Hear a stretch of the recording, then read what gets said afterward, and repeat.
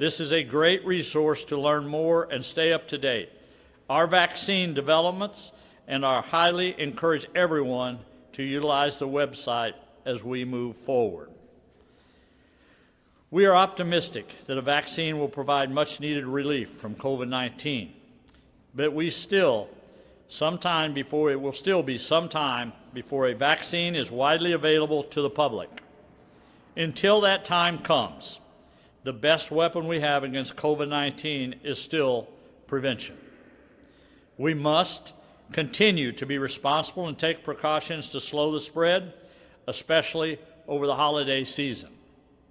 Again, this means social distance, wearing a mask, minimize travel, avoid large gatherings, and limit interactions to 15 minutes. Everyone is affected. Every community is at risk, and we all have a part to play in getting through this. Thank you, and God bless. Also, Dr. Williams is here today. He's got some more encouraging good news on the vaccine front. So, Dr. Williams? Thank you, Governor. And one word the Governor has emphasized throughout, ever since March 7th and before, was partnership. And so we have two very exciting initiatives right now. One, as he's mentioned, is with our vaccination plan. And as you know, we've reported out that we'll be receiving 51,000 doses. That's for 51,000 people. Understanding the Operation Warp Speed always keeps back an additional 51,000 for the second dose, which for Pfizer is 3 weeks away, and for Moderna is 4 weeks away. So whenever we use numbers, we're talking about patients. You don't have to have those. The numbers we use mean 51,000 patients. The news the Governor, we just learned about 2 hours ago, is that a week after that, we're going to get about another 64,000 doses of the Pfizer vaccine around December 21st. The same day, we're getting 105,000 doses of the Moderna vaccine. That's for 105,000 people again.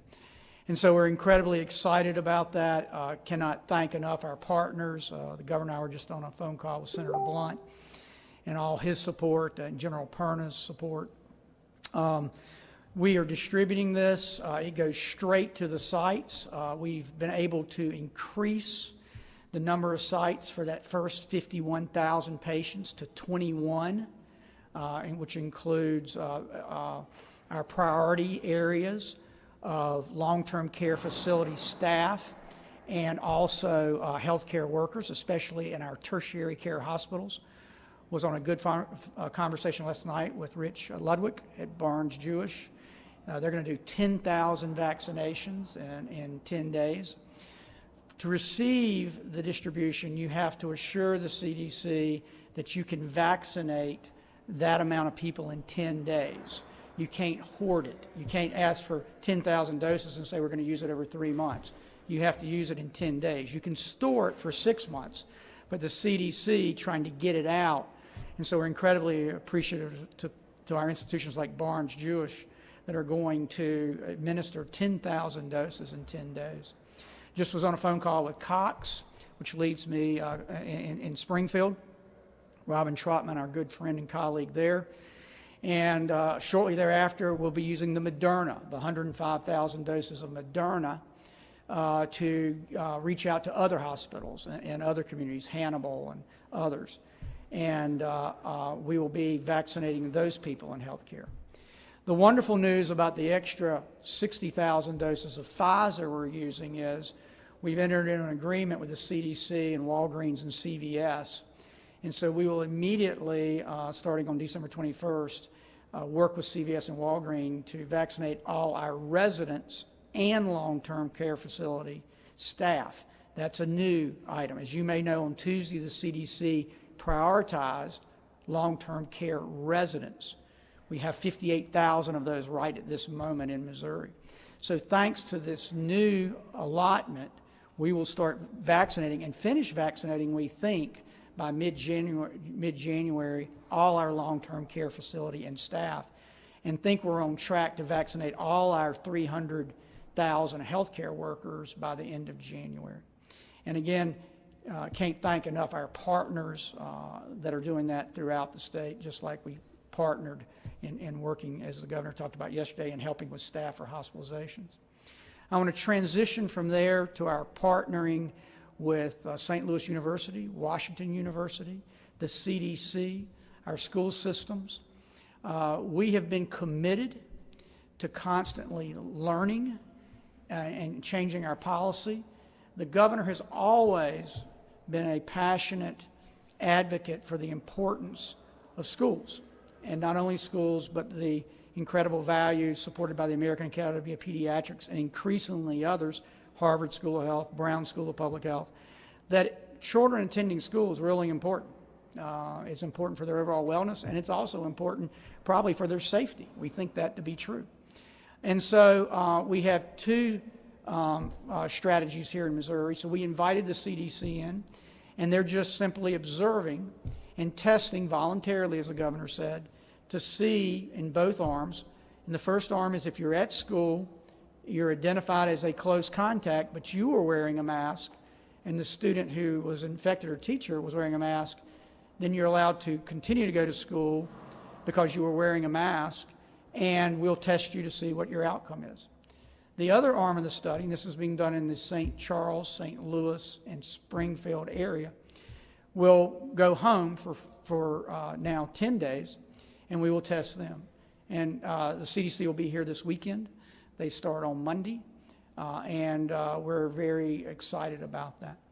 So again, going back to what I said in the beginning, the governor has emphasized all along that one of our great strengths here in Missouri is our partnering with federal agencies, with academic institutions, with our hospitals, and I think that's borne great fruit. So with that, I'm happy to answer any questions.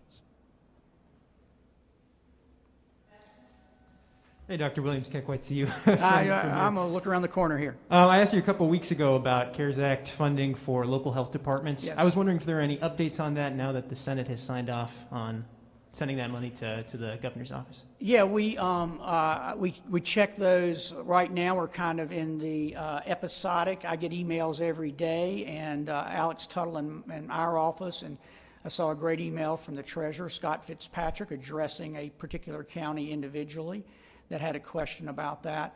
So we are very receptive as we enter into this last month that at any level that any entity has a question, we're more than welcome to be responsive to that and would encourage them to reach out to us. And again, I want to thank the treasurer for being very robust about that. I have two. One's a quick one. If I heard you correct in those dose numbers, by mid-January, 220,000 people will have gotten doses. Is that correct? What I think is going to happen is we have a universe in that first 1A phase, Philip, of about 350,000 people. Now, we realize that not all of those will be vaccinated, but we think between our weekly allotments of both the Pfizer and Moderna vaccine, we will be able to meet that goal of vaccinating all our healthcare providers here in Missouri by the end of January. And that'll be receiving their first dose. Obviously, some will get their first dose January 15th and won't get their second dose 3 weeks later for Pfizer, 4 weeks later for Moderna. But clearly our goal is to have everyone have received at least their initial vaccination by the end of January. And then my second one, after speaking with our local health department this week, we kind of learned that the state often knows more deaths than a county does in terms of how they're reported. At this point, can you make any generalization about where people should go to get the most accurate data, whether it be on deaths, testing, and cases? Should that be the state's central hub, or should they go to their county for that? You know, I think, again, it depends on what information you're looking at. When you look at deaths, as you know, we've talked about in the past, there is a big window there. It's how long the doctor takes to sign the death certificate to determine the cause of death. And we also reassign deaths. So, and I think I've given you the example before, you may die at Missouri Hospital in Columbia, but you're actually from Pettis County. And so it will initially get assigned to the county, but several weeks later it'll get reassigned to your county of residence because that's where you lived. You just went to the hospital at the University of Missouri. So I think ultimately, if you're looking at it historically, the best place to look is at state data. And that is data that is required by law for us to give to the federal government. So we tend to be, while we may not be quite as speedy as some would like, we tend to put a lot of premium on being correct. Hi, Connor Kerrigan with the Missouri Times. What's the timeline for when we can expect the additional hospital staff through the Vizient partnership? Connor, again, I think that's to be determined. I would really probably refer that to Todd. He's really been instrumental in helping that happen, and I think that they're still working through those details, but I know Todd would be happy to address that with you. What's the timing for vaccinations for residents and staff at the state's congregate facilities, such as mental health, corrections? Yeah, those again will be in the essential providers, and so my timeline is that will start in February. About February 1st is when I think that will start. Hi, Dr. Williams. The CDC just put out some new guidelines about Yes. holiday travel, recommending Yes. that people get tested 1 to 3 days before their travel and 5 to 7 days after they travel. Right. In the state of Missouri, does the state have the capacity to handle that kind of testing, and is it readily available enough for people to get that testing if they choose? Yeah, we looked at those guidelines, and we're continuing to look at them. I think you have to take those, what the goal of that is. I think what they're trying to do in that, because as you may know, air travel, there have been very few cases associated with air travel in which everybody's wearing masks, a very small number locally. But what I think they're more worried about is where you're traveling to, that, once you get off the plane or the bus or wherever, now you're mixing with a lot of different people. And so while I think those are guidelines, if feasible, I'm not sure that's practical for everybody who's traveling, from Sedalia to Kansas City to do that. So I think those are the kind of guidelines that, and these happen from time to time. If you can do it, that's fine, but I wouldn't think they're prohibitive. If you can't do it, you shouldn't. Thank you, Kelly.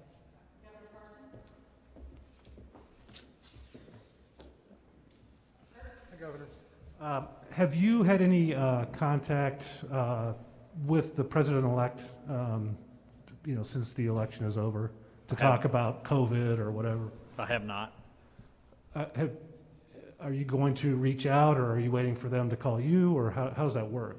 Well, normally they'll contact us through an email, or the administration will if they have information to put out to you. Much like the vice president, said he was going to be on a call with governors this week dealing with COVID-19, regardless what state you was from. So they normally put a bulletin out about that, but I haven't seen anything yet from the administration.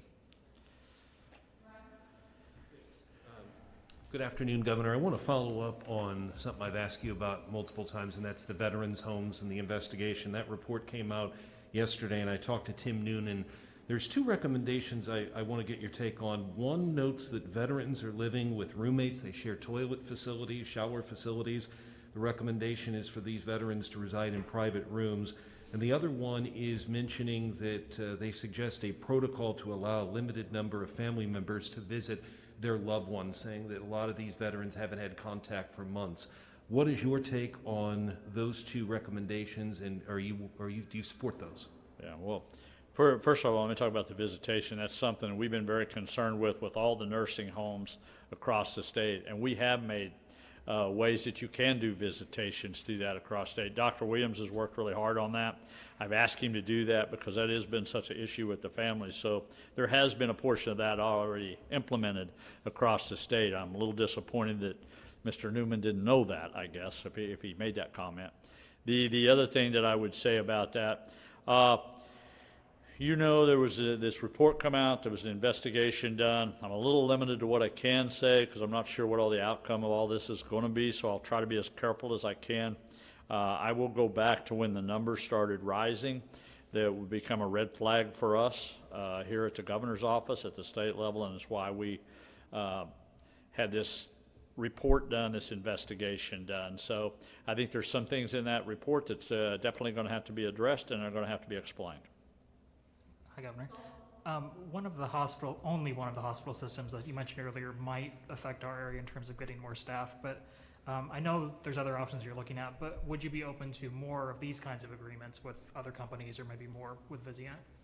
Well, I think every day you're trying to see what we have in the toolbox, per se, to fight this virus. And I think that's just one of the things. So if there's something else we feel like we can do, we want to do everything we can to be able to give the resources we need to the hospitals or any healthcare providers. I mean, there's different things people are doing in other states, a little outside the box. Even it has to do with home care services that they're starting to try to look at for people in early stages, possibly, of COVID, how to treat them. So I think there's different options out there every day that we're looking at.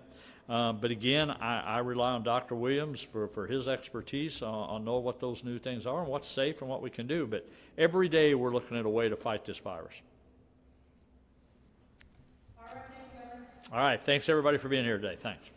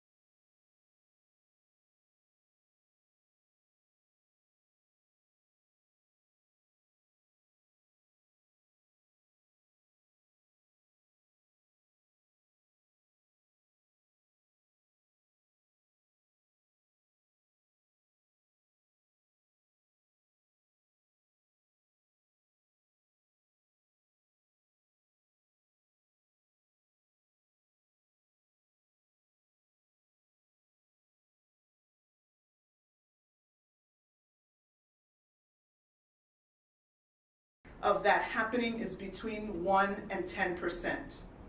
Alternatively, a person can discontinue quarantine at 7 days if they have no symptoms and they have a negative test in the preceding 48 hours. So if you are a close contact of someone with COVID and on day 5 you get tested and that test comes back negative on day 7 or day 8, you can end your quarantine at that time.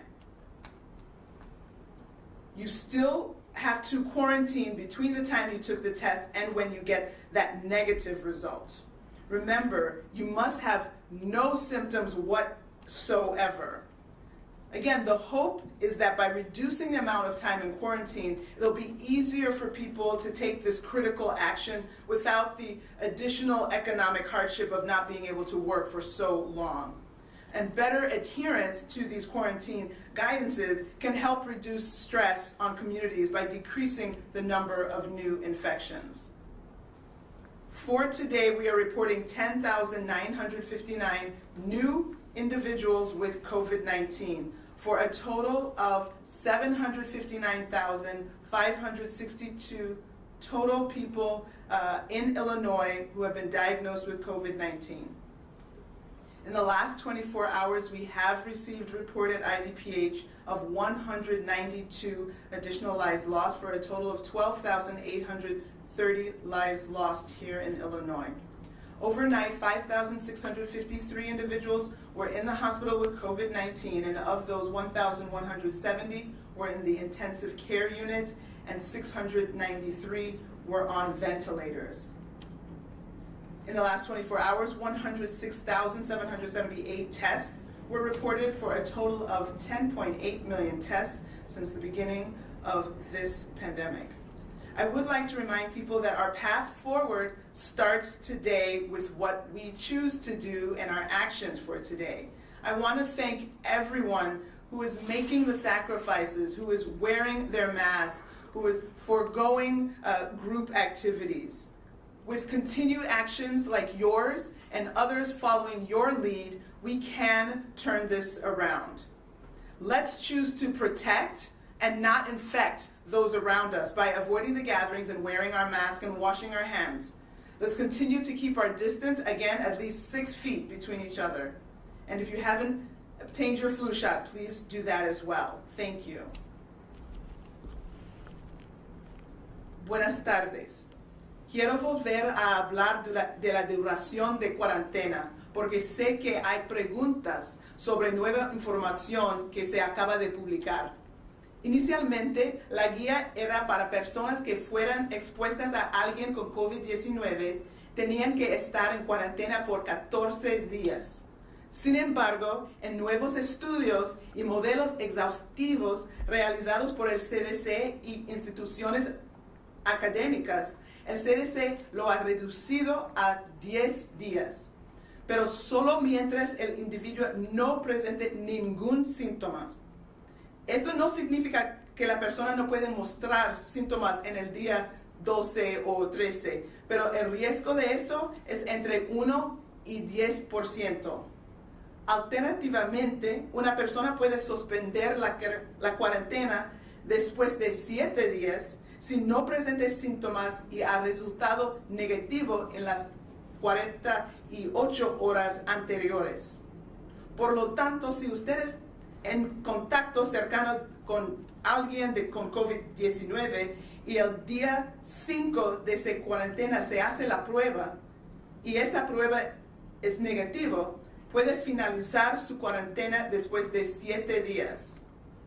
Sin embargo, si no tiene los resultados de la prueba para el día 7, deberá permanecer en cuarentena hasta que reciba los resultados negativos de la prueba, o hasta el día 10, lo que sea más corto. Recuerde, no debe tener ningún síntoma en ninguna de las situaciones. La esperanza es que al reducir la cantidad de tiempo de cuarentena, será más fácil para las personas tomar esa acción crítica sin las dificultades económicas de no poder trabajar.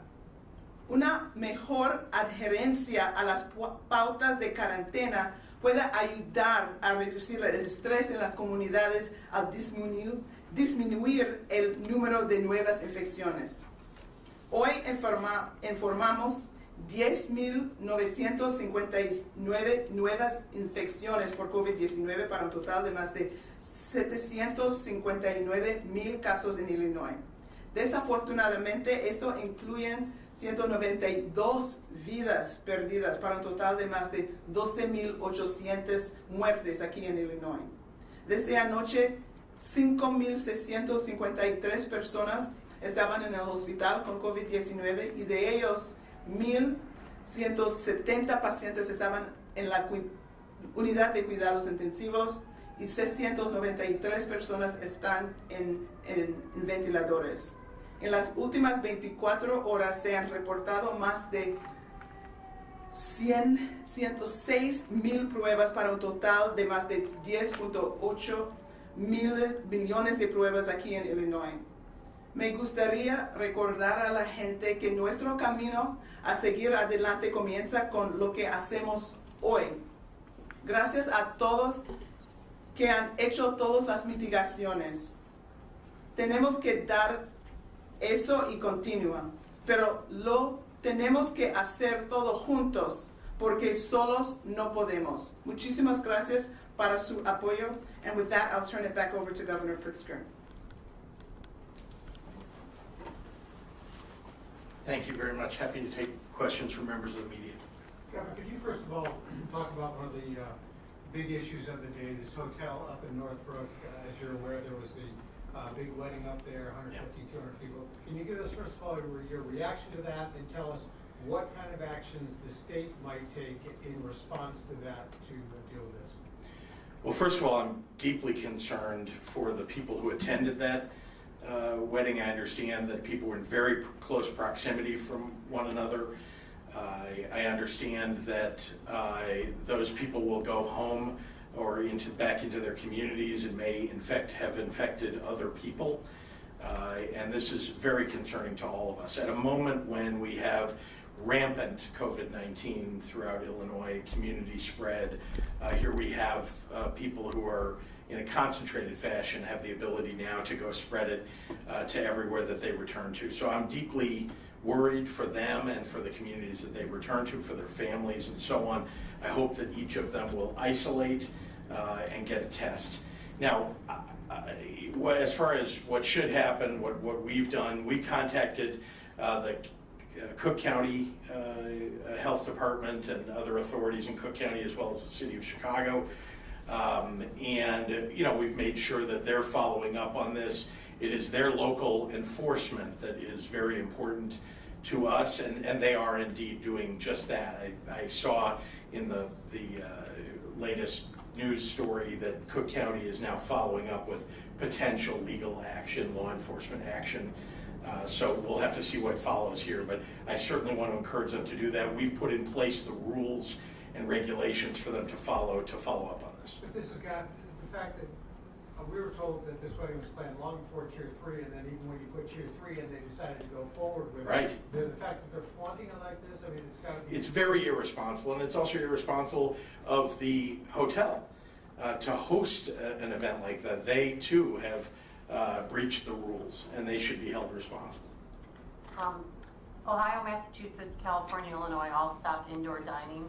When we're done with Tier 3 mitigation, maybe going back to Tier 2, which will happen hopefully someday, have you thought about reopening the schools first rather than the restaurants and bars?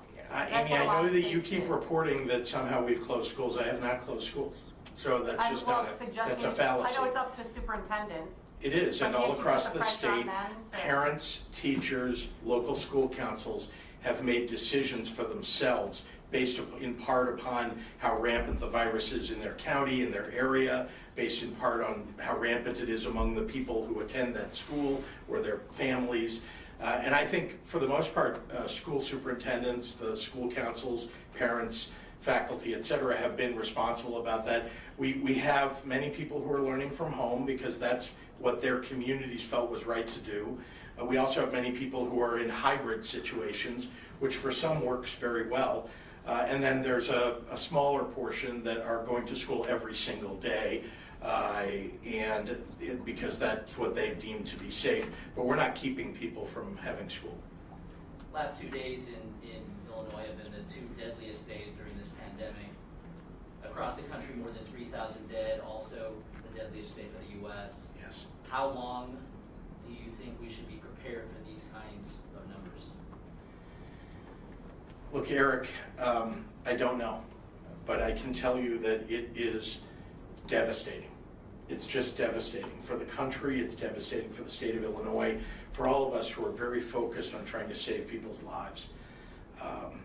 I can tell you that we're trying to do everything that we can at the front end of the process. Remember, by the time you hear of somebody having died, they got infected weeks earlier. Some of those, of the people who passed away, they probably went to the hospital at some point. Then they became an ICU patient. Some of them went on ventilators. It's just, I look at it and I say, how can people not follow the mitigations? Watching the number of people who are passing away, not just in the state of Illinois, but the thousands now a day across the United States. I just hope that people are heeding the mitigations that we're asking them to follow, because that ultimately is going to bring that death count down. You saw it. Just go back to the numbers back in April when the numbers were increasing. We hit a peak in about the 6th of May, roughly that.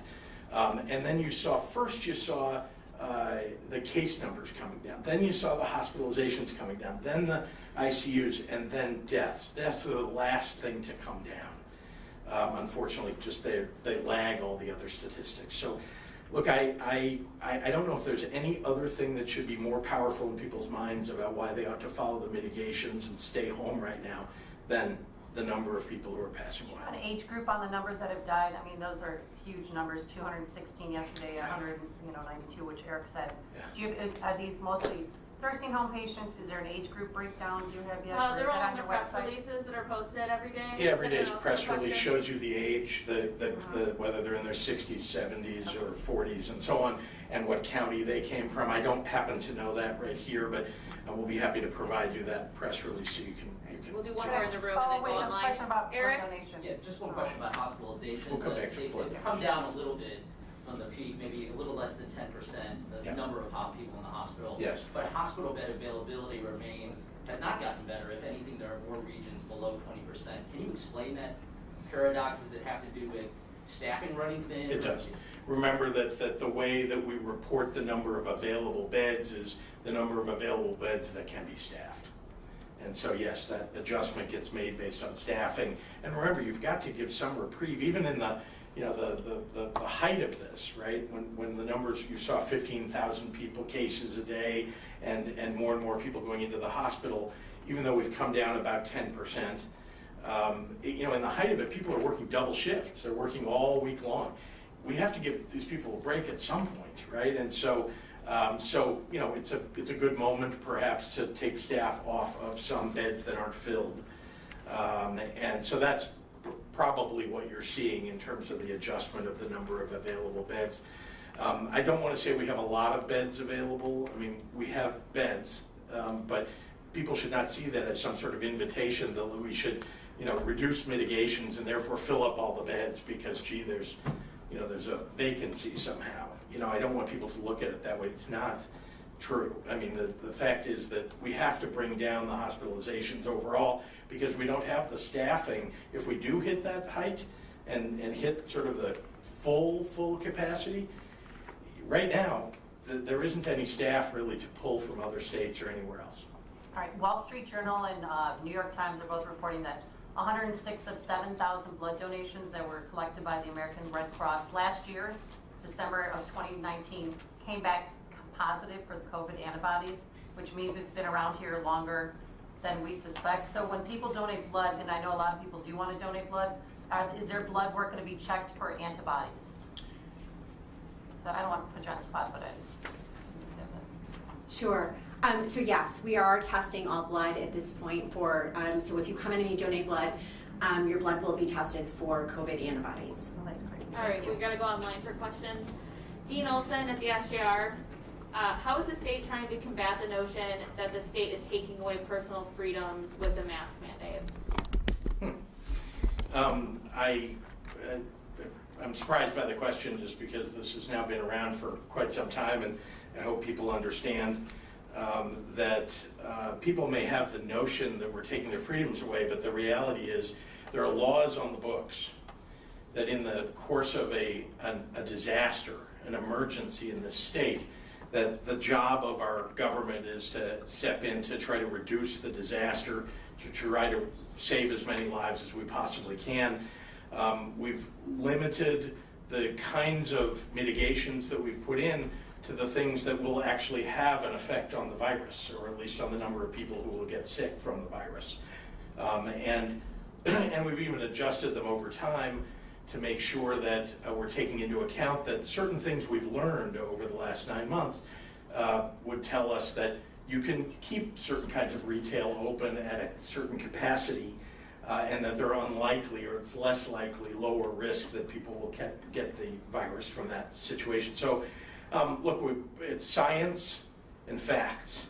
And I hope that when we put the science and facts out there, and we have throughout this, you've seen the doctors standing here, you've seen the studies that we've put out, you can read for yourself online or otherwise why those mitigations have been put in place. And there are people who don't want to believe them and want to say that we're taking their freedoms away, but that's not at all what we're doing.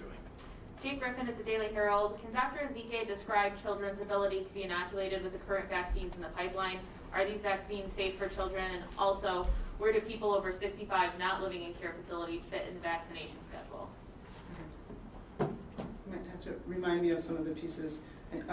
regarding children, as of this time, we don't know that this will be approved for people under the age of 18. I think the majority of the people in the trials were over 18. There are special rules in terms of medical studies and enrolling kids. That's a special protected class, if you will. I did remember in trying to absorb all of the information, I did recall that after they had gotten the requisite number of individuals over 18, I did remember, and I don't know if it's Pfizer for sure, I remember someone being able to go and get some older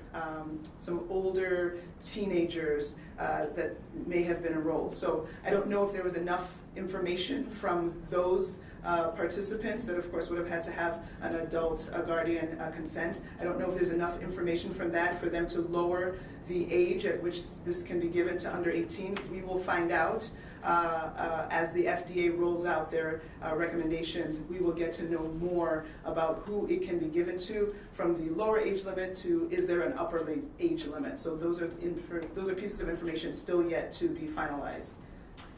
Where do people over 65 not living in care facilities fit into the vaccination schedule? So you could probably explain each step. So in terms of the guidance, in terms of the prioritization scheme, for sure the top priority, and again, everyone needs to get vaccinated. So if we have only 10% of the population vaccinated, we are not going to get where we need to go. But in terms of who should get it first, there have been careful thought, including, as the governor has mentioned, ethicists, scientists looking at the data, modeling, trying to see what happens when you immunize this group versus that group. We do know that the first group will be long-term care residents and hospital-related workers. Both of those groups are the #1 group to be immunized. Following that, we are waiting to get final word, but what we think is going to come out is that you're going to have people over 65, people with multiple serious comorbid conditions that we know the virus preys upon, and people who form the critical infrastructure of our society that allow us to continue to live our life as we know it, that help us to have food in the grocery stores, that make sure that sanitation is picked up. All of those will also be in that next tier, and if it's going to be that first group, 1A, and then a 1B or a 1C, or if all of that will be in 1B. We're waiting for those final recommendations, but those will be the next people in the next tier. Brian Boyles at Health News Illinois. Have we started to see any impact in the antibody treatments received from the federal government for hospitals strained by the high volume of COVID-19 patients? Do you know how many treatments the state has received so far? Great. So we have had weekly shipments, and so this is another great thing, and I thank you for asking this question because it's really important that we get this word out. The monoclonal antibody infusions, these are for individuals who have tested positive for COVID and are in a high-risk category, which we think they could have a bad course. Again, these are people over the age of 65 or even in their 50s, but they have these high-risk conditions, again, heart disease, lung disease, kidney disease, obesity. So we have people that we know are high risk, and so infusing them with these antibodies, and there are 2 products that are out, one by Eli Lilly and another one by Regeneron. Regeneron is the one made famous by our president, and then the Eli Lilly product, the bamlanivimab, came out first. So these 2 products work similarly, have the same indications in terms of these high-risk individuals who can get it. You actually can give it to certain pediatric patients that meet certain criteria, that they fall in high risk, that they have sickle cell, that they have certain diseases that again portend a potentially bad risk, and they have to be at least 40 kg, about 80 pounds, 40 kilograms. So that this is available to people of a wider, from 14 on up, and people need to know about it. We have not received a lot of doses. In our first shipment, we got about 6,000 doses. Remember that in a day, we report 12,000, 10,000 people, and we got 6,000 doses 1 week. Again, remember we're identifying 10,000 people in a day. So if we're identifying 70,000 cases, but we got 6,000 in 1 week, this is not available to everyone at this point. But now with another product that's coming on board, we are having shipments of both the Eli Lilly product and the Regeneron product so that there's more. And so we're working with hospitals and infusion centers and even home health agencies to be able to get this product to individuals who would be at risk, and including our nursing home populations, again, trying to avoid people even going into the hospital. This is supposed to help have a much milder course. Once you're already in the hospital, you can't use this. Once you're already requiring oxygen, you can't use this. If you're more than 10 days out from when you started your illness, you can't use this. So it needs to be used early to get the maximum benefit, and we hope to keep getting more, and when it's available, we'll probably use our resources to buy as much as we can and get this into as many people, and we're working on the partnerships with different hospitals and infusion centers to make sure that this is available in its limited capacity throughout the state. Dean Olson at the SGR, I messed up his question and forgot the second half of it. How is the state altering its messaging campaign on masks, social distancing, travel, and gathering as end of the year holidays approach in light of the fact that so many people disregarded this advice in the days before, during, and after Thanksgiving? Well, we're making sure that we're getting, particularly as we approach the rest of the holidays of December, trying to get it out even kind of wider and deeper.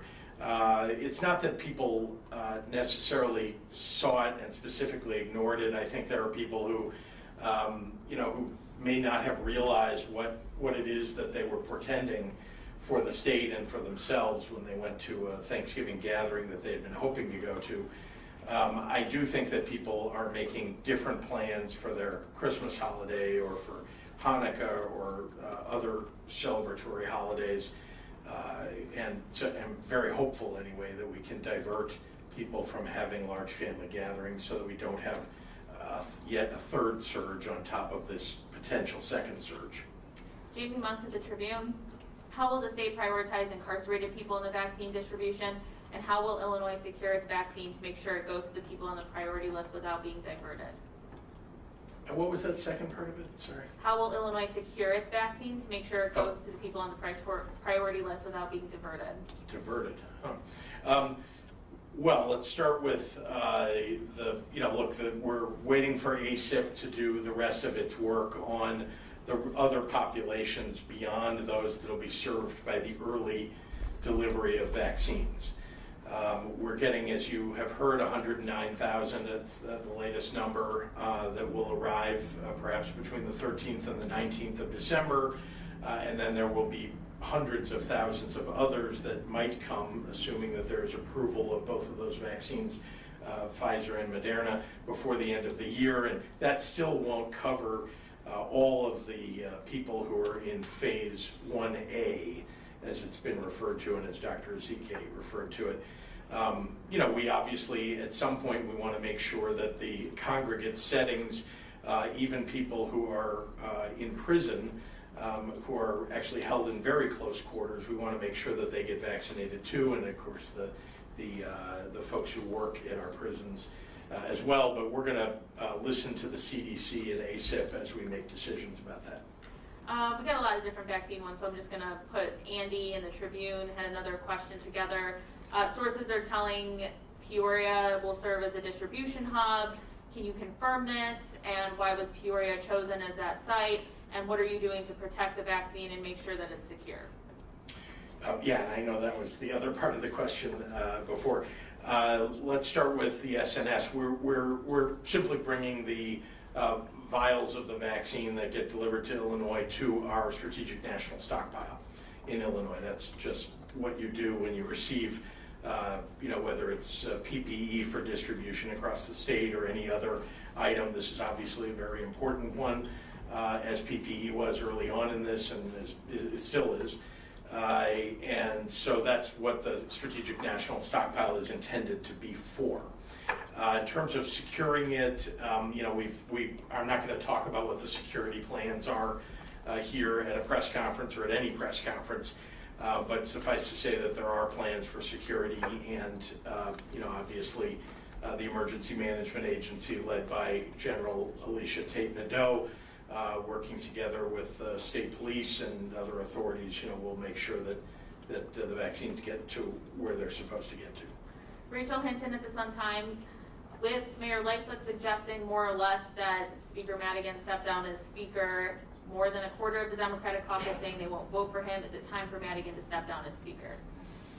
Well, as I've said, it isn't the obligation of the leader of the House of Representatives, of anybody who serves in a role that has an impact on the entire state, the way that Speaker, Senate President, Governor, et cetera, have, that answering questions is the very first most important way to be transparent in a job in which integrity is extraordinarily important. And so I have called already for the Speaker to answer those questions or resign. If I can follow up with that, the Speaker has refused to answer questions. He's obviously not heeding your advice, and what you put out in your statement the other day, you're stopping short of calling for him to actually step down. I've been very clear about what my views are, and you're going to hear in the next, I think, 4 or so weeks, 6 weeks perhaps, from the members of the House of Representatives who ultimately will make the decision about whether the Speaker will be leaving office. Molly Parker at the Southern Illinoisan, this is for Dr. Ezike. Today, the SIU Board of Trustees voted to grant you an honorary degree, Doctor of Community Health, for your work during the pandemic and beyond. Could you share your thoughts on receiving this honor? Is that news?